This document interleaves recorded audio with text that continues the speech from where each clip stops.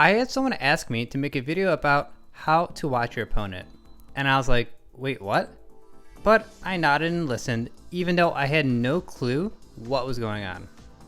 But I did some research on this topic later, and it finally clicked. Almost all of my viewers aren't actually subscribed, so if you want to support this channel, please consider subscribing if you haven't already. Watching, like actively watching and focusing on your opponent, not really focusing on yourself, is like playing with a cheat code.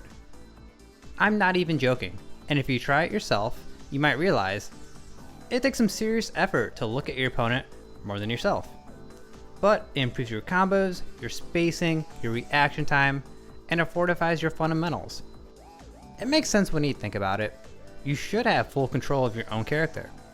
When you press the jump button, you shouldn't have to look at where your character is to make sure they actually jumped. But it's not really that intuitive. And there will be some moments where you should actually be looking at your character. Here are X tips to make watching your opponent easier. 1. The key to being able to do this is having full comfort and control of your character. You need to know exactly how they move around and jump to a subconscious level. This really just comes from experience, and you'll just intuitively learn as you play this game a lot. This is also why this trick is much harder to do when you play secondaries. 2. Use a visual clue.